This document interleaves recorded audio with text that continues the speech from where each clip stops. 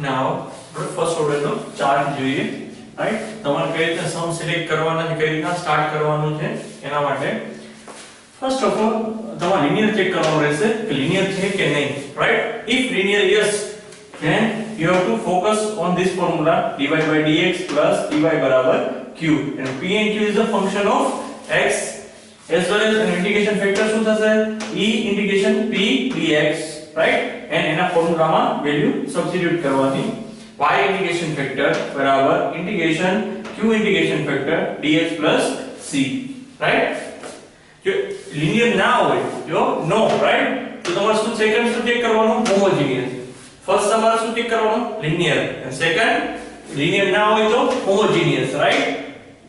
જો હોમોજીનિયસ હોય તો તમારે શું કરવાનું, y પાવર સેમ હોવા જોઈએ, રાઈટ. હોમોજીનિયસ માટે હોવો જોઈએ પાવર સેમ, and y બરાબર vx, dy by dx બરાબર v plus x dv by dx, right. એનો ફોર્મ્યુલા સેપરેટ કરી નાખવાના, x અને v ને ઇન્ટિગ્રેટ કરો, and લાસ્ટમાં તમારે e બરાબર y by x ની વેલ્યુ સબસ્ટિટ્યુટ કરવાની.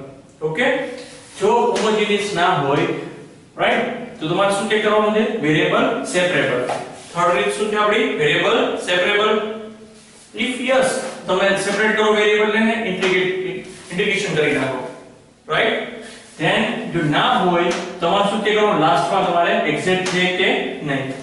ઇફ યસ, નોર્મલ ફોર્મ્યુલા આપણું integration m dx plus integration n dy બરાબર c કોન્સ્ટન્ટ. m dx હોય ત્યારે y કોન્સ્ટન્ટ હોય, ત્યારે n નું ઇન્ટિગ્રેશન કરો ત્યારે તમારે x નું કરી નાખવાનું, રિમૂવ, રાઈટ. x ના હોય સ્ટેપ લેવાનું. ઓકે. જો ના એક્ઝેક્ટ સોલ્યુશન ના હોય તો તમારે શું ફાઇન્ડ આઉટ કરવાનું, એનો integration factor. Integration factor find out કરી તમારે શું બનાવવાનું છે, એક્ઝેક્ટ, રાઈટ. એના ચાર રૂલ છે 1 2 3 4, રાઈટ. એક્ઝેક્ટ માટે પેલું છે હોમોજીનિયસ ચેક કરવાનું. જો હોમોજીનિયસ હોય તો તમારે શું, તમારે પર mx ay, right. Homogeneous equation હોય તો તમે ડાયરેક્ટ અહીંથી હોમોજીનિયસ નું ફોર્મ્યુલા પણ યુઝ કરી શકો છો. ઓકે.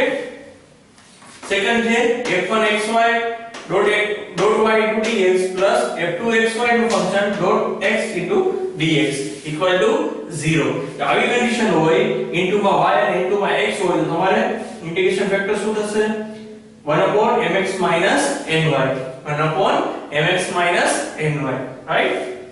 થર્ડ કન્ડિશન આપણે રૂલ 3, જો n સ્મોલ હોય ઇક્વેશનમાં, n સ્મોલ હોય તો તમારે શું કરવાનું, 1 upon n del m upon del y minus del n upon del x બરાબર જે આન્સર આવે કેવો આવશે, x alone, right.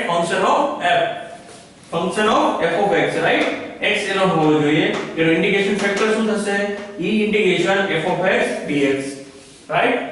Fourth formula જ્યારે m સ્મોલ હોય ત્યારે ઇક્વેશનમાં m સ્મોલ હોય તો 1 upon m del n upon del y minus del m upon del x, right, is equal to y alone. That means function of y. Y નો answer આવવો જોઈએ, right.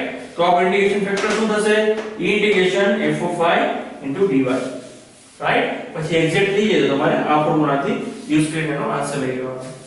સમજાય છે. First of all આપણે linear, second homogeneous, third variable separable અને fourth exact, right. કે આ ચેપ્ટરમાં આપણે જોઈએ છીએ, રાઈટ. એન્ડ હોમોજીનિયસ ના હોય તમે નોન હોમોજીનિયસ નું જે ઇક્વેશન હતું આપણું એ પણ તમે ચેક કરી શકો છો અહીંયા, રાઈટ. અધરવાઇઝ તમે વેરીએબલ સેપરેબલ કરી શકો છો. ઓકે. આ ચાર્ટને ફોકસ કરજો. સમ આવે ત્યારે સ્ટેપ બાય સ્ટેપ કરવાનું છે આપણે. ઓકે. લખી લેજો આ ચાર્ટ, રાઈટ.